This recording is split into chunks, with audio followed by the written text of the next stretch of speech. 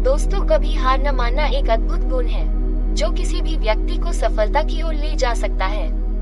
ये वह शक्ति है जो हमें चुनौतियों का सामना करने और अपने लक्ष्यों को प्राप्त करने में मदद करती है। दृढ़ता के बिना हम आसानी से हार मान सकते हैं और अपने सपनों को छोड़ सकते हैं। इस वीडियो में हम कभी हार न मानने की शक्ति और इसके महत्व के बारे में जानेंगे। हम इस गुण के कुछ प्रसिद्ध उदाहरण को भी देखेंगे और सीखेंगे कि हम इसे अपने जीवन में कैसे विकसित कर सकते हैं। चाहे आप अपने करियर, अपने रिश्तों या अपने व्यक्तिगत विकास में सफल होना चाहते हैं, दृढ़ता आपके पास सबसे महत्वपूर्ण उपकरणों में से एक है। ये वीडियो आपको बहुत प्रेरणा देगा जो आपको आगे बढ़ने और अपने लक्ष्यों को प्राप्त करने के लिए आवश्यक है। तो आइए इसे आज की बौद्ध कहानी के माध्यम से समझते हैं कि दृढ़ता क्या है और यह हमारे जीवन में कैसे परिवर्तन ला सकती है। एक बार एक बहुत ही दुखी व्यक्ति एक महात्मा के पास आकर कहता है, मैं अपने जीवन से बहुत दुखी हूँ। मैं अपने बीवी बच्चों और अपने परिवार को भी खुश नहीं रख सकता। मैं अपने लिए भी कुछ नहीं कर पा रहा। कभी कभी तो मुझे अपनी जिंदगी को खत्म कर देने के भी ख्याल आते हैं।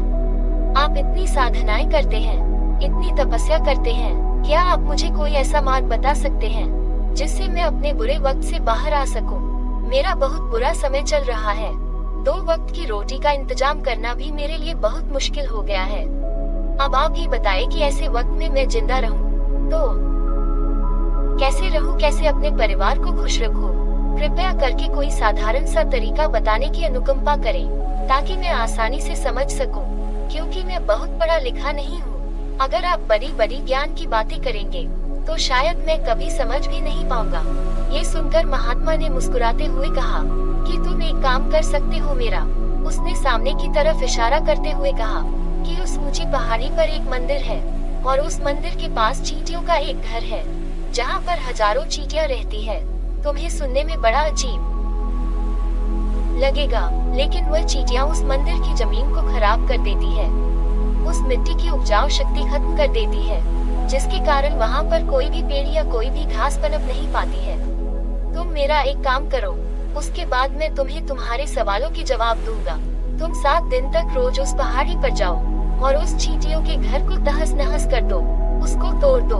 जब भी तुम्हें कोई चींटियों का घर दिखे मंदिर के आसपास तो उसे वहीं पर तहस नहस कर देना, लेकिन याद रहे घर को तोड़ने में कोई भी चींटी मरने नहीं चाहिए।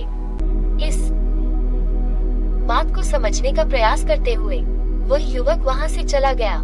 शायद उसको कुछ समझ में नहीं आया था कि महात्मा जी ऐसा क्यों करवा रहे हैं। वह तो उन चिट्ठियों पर अन्याय कर रहे हैं, उनका घर तोड़वा रहे हैं, उन्हें नुकसान पहुंचा रहे हैं। आखिर कौन महात्मा ऐसा करेगा? लेकिन फिर भी उस महात्मा की बात मानते हुए वह अगले दिन से ही पहाड़ी पर जाना शुरू कर देता है।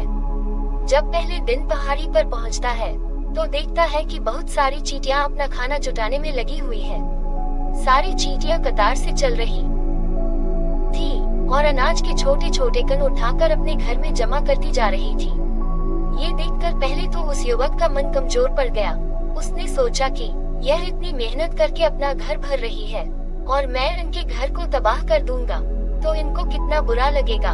लेकिन फिर उसने उस महात्मा की बात याद करते हुए उस घर को तोड़ना शुरू कर दिया।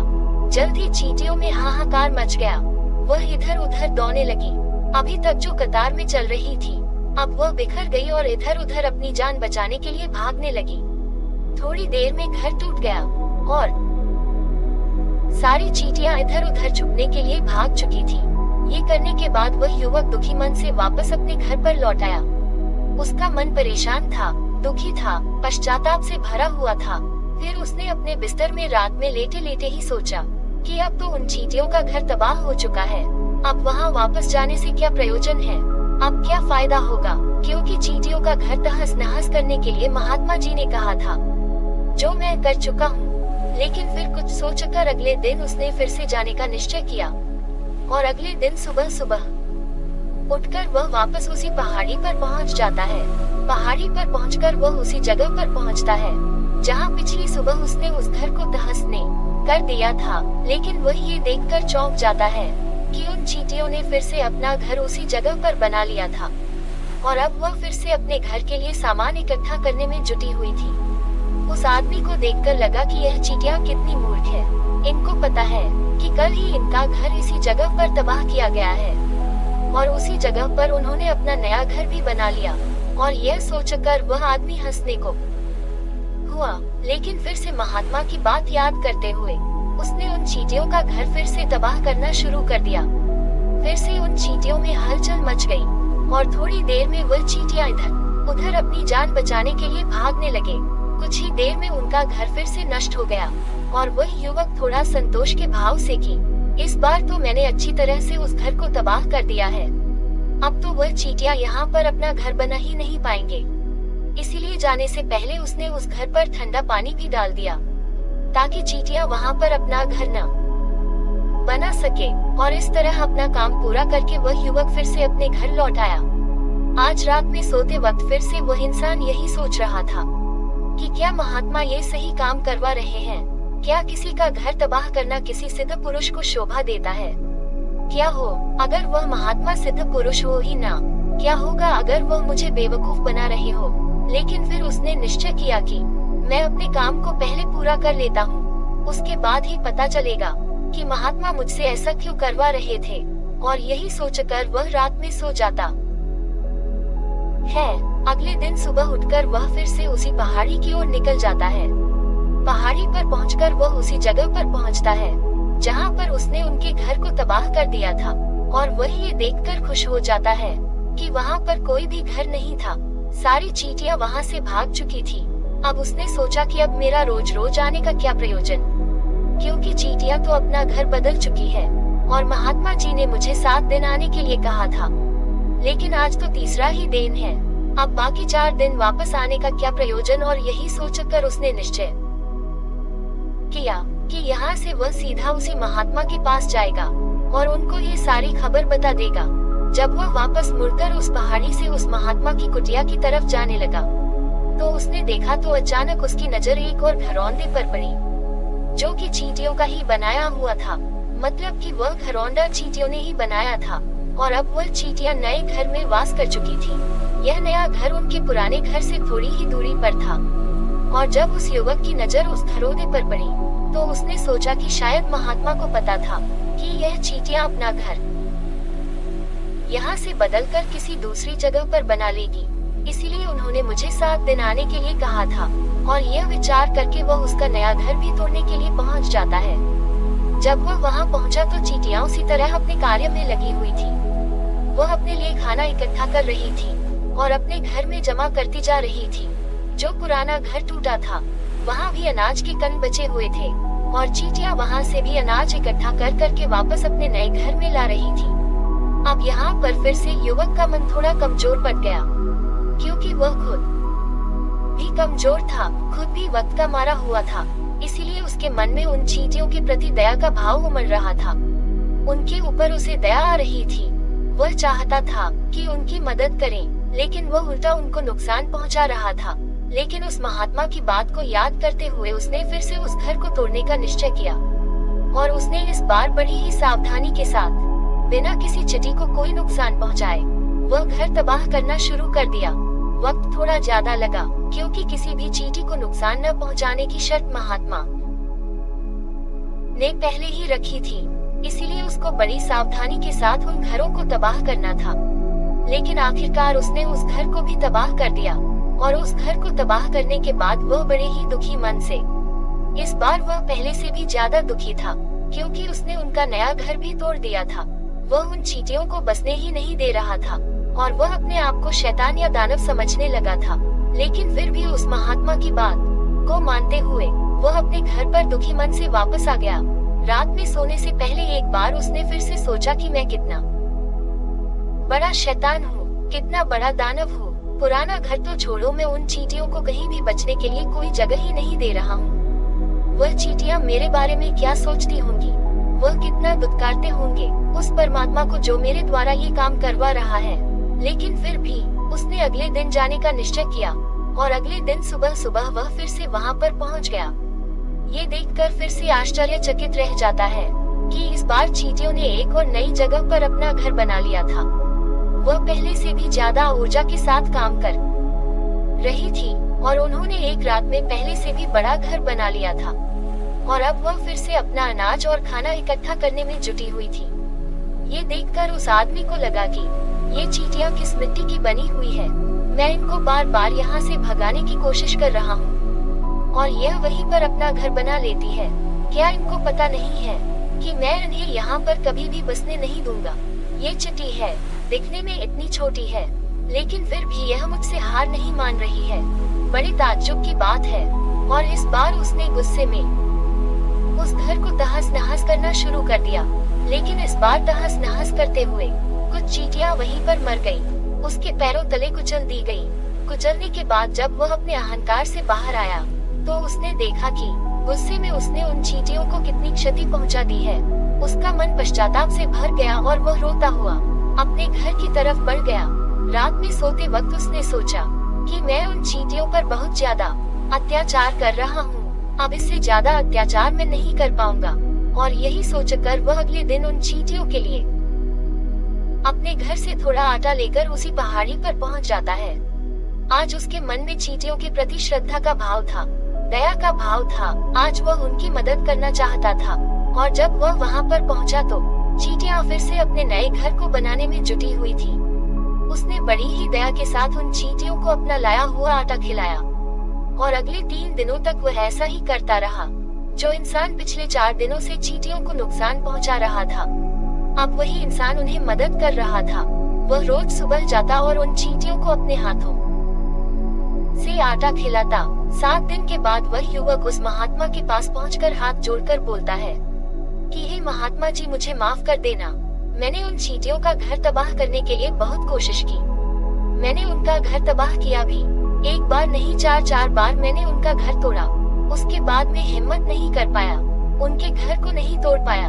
मैं समझ सकता हूँ कि मैंने आपका काम पूरा नहीं किया और इसके बदले आप मुझे वह तरीके भी नहीं बताएंगे जो कि मुझे मेरे बुरे समय से बाहर निकाल सकते हैं। लेकिन मुझे इसका कोई दुख नहीं है। मुझे लगता है कि मैंने जो किया सही किया, इसीलिए मैं आपसे आज्ञा लेकर वापस जा रहा हूँ। कृपया मुझे वापस अपने घर जाने की आज्ञा दीजिए।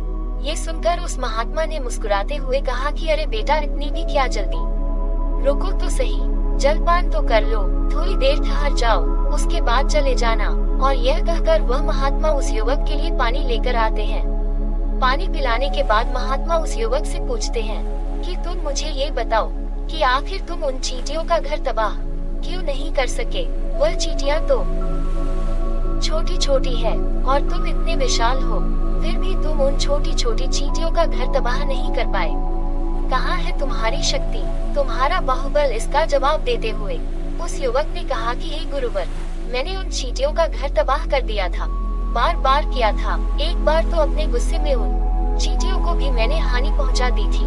लेकिन जिस दिन मैंने उनको हानि पहुंचाई, उसी दिन मेरे को लगा कि मैं उनको क्यों हानि पहुंचा रहा हूँ, क्यों इनको इतनी तकलीफ दे रहा हूँ। और उसी दिन से मैंने उनको नुकसान पहुंचाने की बजाय उनकी सहायता करनी शुरू कर दी। ये सुनकर उस महात्मा ने कहा कि यही तो सीखने की बात है।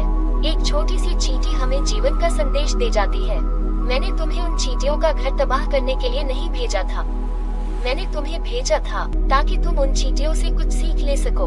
तुम्हें क्या सीख मिली उन चिट्ठियों से, क्या मुझे बता सकते हो? ये सुनकर उस युवक ने पूरी कहानी बयां कर दी। पूरी कहानी सुनने के बाद महात्मा ने मुस्कुराते हुए कहा कि बेटा, तुमने जो महसूस किया, मैं वही तुम्हें दिखाना चाहता था। वही ये थी कि तुमने कितनी ही बार उनके घर को तोड़ने की कोशिश की, कितनी ही बार प्रयास किया कि उनका घर तबाह हो जाए, लेकिन वह हर बार अपना नया घर बना लेती थी। उन्होंने कभी भी हार नहीं मानी। अगर वह हार मान लेती तो चींटियां तुम्हें वहाँ पर नहीं मिलती है। जब एक छोटी सी चींटी अपने विश्वास और मेहनत से इतने बड़े आदमी का दिल बदल सकती है, तो तुम तो इंसानों का मन बदल नहीं सकते हो। अपने जीवन में अपनी किस्मत बदलने का कोई कारण तुम्हारे पास नहीं बचता। जीवन कार्यशीलता का नाम है, कर्मशीलता का नाम है, लेकिन हम मनुष्य 1-2 बार हार मिलने पर ही टूट जाते हैं, हताश हो जाते हैं और फिर जीवन में प्रयास ही नहीं करते।